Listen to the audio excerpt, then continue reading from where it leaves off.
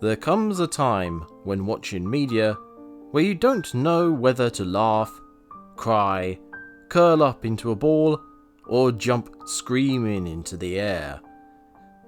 All the while, you are frozen, staring at the screen, wondering what minds could possibly produce that which you are now seeing.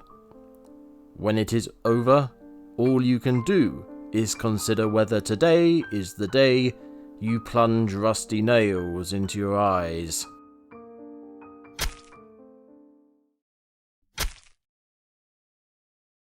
My notes on Godzilla X Con end with "frostbite cured." It was at this point in the film so much nonsense was thrown at me all at once that I couldn't keep up, so I simply put my pencil down and wallowed in my misery.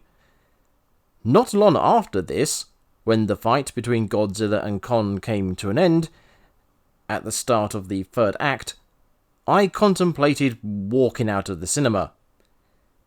Things had got so bad, I actually wanted to leave a Godzilla film early. Through sheer strength of will, I stayed put, allowing me to give you a proper impression of how I felt about Godzilla X Kong. And my impression is, I'm not sure I want to cover the Monsterverse anymore. As Godzilla X Kong progressed, I kept comparing it to different films. At first, it was Pacific Rim 2, or what might have happened if Pacific Rim 2 got a sequel. Then I thought of calling GXK the Morbius of the Monsterverse. At one point, something happens and I immediately thought, bloody hell, it's Quantumania. In the end, there was no comparison to be made. Godzilla X Kong is its own special animal, one that should be put down for its own good. In terms of story, if you watched the trailers, you know what the story is, except it's worse than you think. Much worse. Think of the worst way in which the story you're thinking about can happen, and you're only half the level of bad that the actual story is. A lot of the story is told through some of the worst exposition I've ever bloody heard, which in part is due to all the poorly implemented new shit. The rest of the time it's because they can't write dialogue. All the complaints people had about bad human dialogue in Godzilla films, well, welcome to the worst you've ever heard.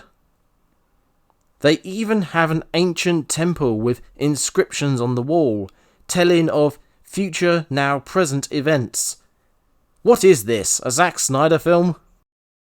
The human drama itself is shit too, with the majority of it being centered on Jaya and Andrew's relationship. The actors and their acting are good, which can be said for a lot of bad films nowadays, but the material they're given is bloody awful. And they brought back the Iwi after killing them in Godzilla vs. Kong. I considered their deaths to be a loss to the franchise and a missed opportunity. Now they've brought them back, I wish they'd stayed dead. But at least the monster fights are good, right? Right? I've written down in my notes, boring fights. I'm sure there will be some arguments against this, but there are so many needless conflicts in the film, it becomes tedious watching them all. Godzilla's fights in particular are incredibly bland and unimaginative. And there is so much unnecessary gore, which of course ends up on the screen at one point because that's a sign of quality. Rinse of power. And it's green, or yellow, or anything but red, because we don't want to upset the sensors now, do we? This is to the point that an ape gets crushed between a rock and a hard place, literally, and there's not a drop of red blood to be seen. But Godzilla burns a titan, burns them, and they explode into a mountain of yellow goo. Bloody hell, film. Given my recent choice to look at Kong a bit more closely, and in the future do an examination of Kong Skull Island, you'll be glad to know I was paying attention to our hairy boy's choices in the film. And I have to say, his character is dead. And lost to fucking time. It's alright for most of the film, then it disappears into the stupidity that is the third act. You know? Let's bring up some specific examples of how bad Godzilla x Kong is. Spoiler section for anyone who doesn't want spoilers. Jaya is psychic, as we gathered from the trailers, but she's psychic because the Iwi are psychic, completely removing the interest around their wordless culture. And the film can't decide who their protectors are. The Kongs or Mothra? Writing is hard, guys. After a facility in the Hollow Earth is destroyed, our protagonists grab a camera to get footage off of it, rather than, say, the bloody database where the recordings would be saved. And despite the facility being destroyed, the building holding Kong's Titan tech is completely intact for some reason. Speaking of which, Monarch had to stop making their Titan tech. Yes, I know it's called something else in the film, but I didn't write that down because there was too much stupid happening all at once. Anyway, only one piece of Titan tech was ever made, and it just so happens to be the right hand, which is exactly the limb Kong got frostbitten in. Oh, by the way, they just cure his frostbite in seconds, with a throwaway line too. Don't give someone lasting consequences like an injury if you're not going to do anything with it, film. Writing is hard, guys. There's a distress call being sent through the portals, which is straight out of Monarch Lom, along with the portal summoning tech, which isn't explained in either media. The opening credits are still being blocked out, like in previous films, despite that not making sense anymore. Doug, who was advertised as being in the film, specifically Doug, appears for about a split second. Podcast guy keeps saying he saved the world, when he absolutely didn't. Jaya turns to Andrews when Andrews calls to her, despite Jaya being deaf. Godzilla x Kong steals bits from other films.